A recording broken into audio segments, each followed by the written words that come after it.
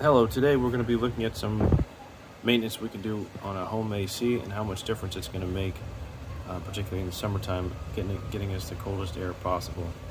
So this is our starting temperature before we've done any work. You see this watch with the thermometer showing 60.6, 60.5, and that's holding steady now at 61.3. And the AC has been on for about 10 minutes at this point, so I don't think they're going to get much lower than that. So we'll do some of these things that I'll show you, and we'll see how much difference it makes. Here we go. Okay, this is the outdoor portion of the unit. We're going to be cleaning out these coils firstly. You see there's leaves and things in there in the bottom. It's very sandy, as you can tell in this area. And we're going to get a good look here. See if we can see this.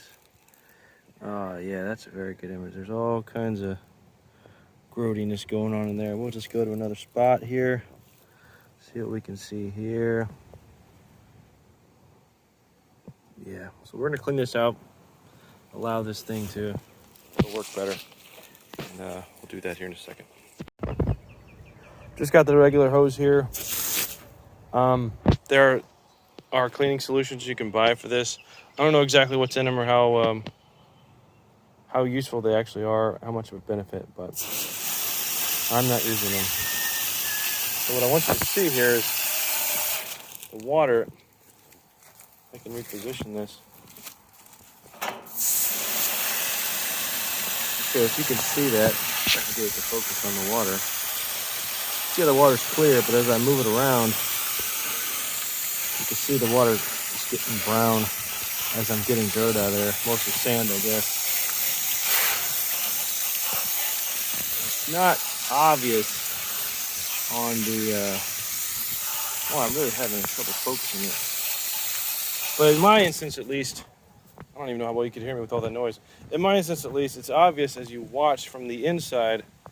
You're seeing the water change color as you're cleaning the dirt out. You get more clear water coming out. And as you first spray a spot you haven't sprayed before like that, you see this real brown water come out of the inside. So you know you're getting dirt out of there, and it'll drain out of the bottom there. So I'm gonna do my best to complete this part of it, and then we'll move on to the next part. All right, that's done. Sprayed it out, the entire thing. Wasn't able to get some of this mess out of the bottom here, but that's all right. The coils are clean now. All right, on to the indoor portion. Okay, here's the indoor portion of the unit.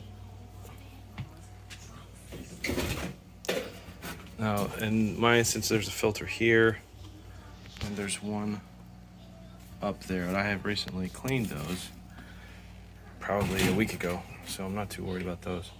But when this closes, I should have showed you, but there's quite a gap up here. So I know these coils have potential to get pretty dusty, so we're gonna check it out. They don't look, yeah, that's pretty dusty. We're gonna look at the other side here.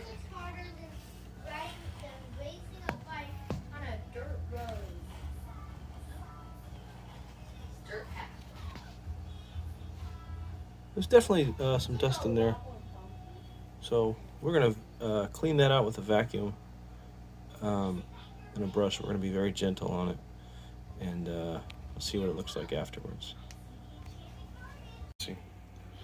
Here's the vacuum I'll be using. I'm gonna use this, but just very lightly on it, just to make sure I don't bend anything. I'm not going to be, pushing it into the little blades in there or anything, just lightly running it over the top. So I've just actually cleaned this out. This is a pretty much perfectly clean filter here. I cleaned it with water, squeezed it out, so that's as clean as it gets.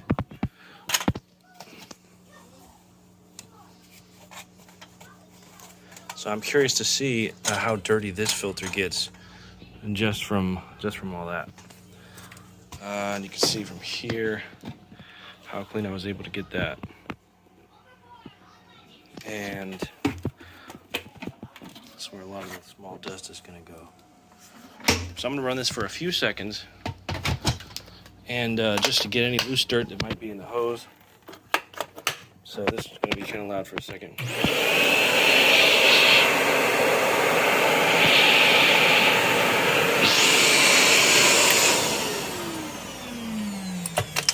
Let's see if we have any dirt at all. Just a few spots. So more or less like we installed it. So I'm going to vacuum this and we'll see what the difference is in the vacuum as well. Alright, so I finished my gentle vacuuming. I don't know how much good it did. It doesn't look a lot different for me. Once maybe I see the video side by side, maybe it'll be more obvious. But that looks honestly kind of grody to me, but I went over it several times, so it probably is better. We'll take a look at the other side here. See, there's still dust bunnies on there, but they must be stuck. The top looks better, but there are some parts right behind this I wasn't able to get to with the vacuum. So let's take a look at, let me put this here. Let's take a look at the vacuum and see what we collected. I'm not expecting a whole lot, honestly. So it doesn't look like nearly anything made it down there. It's about where we left it the first time. Let's see if we got anything on the top of this. There's definitely, you know what? I think that's just residue that was stuck in there from when I cleaned it. So, see, in the very bottom, we definitely have some bigger chunks down there. So that's something. So we vacuumed something out. So we'll see if that did any good.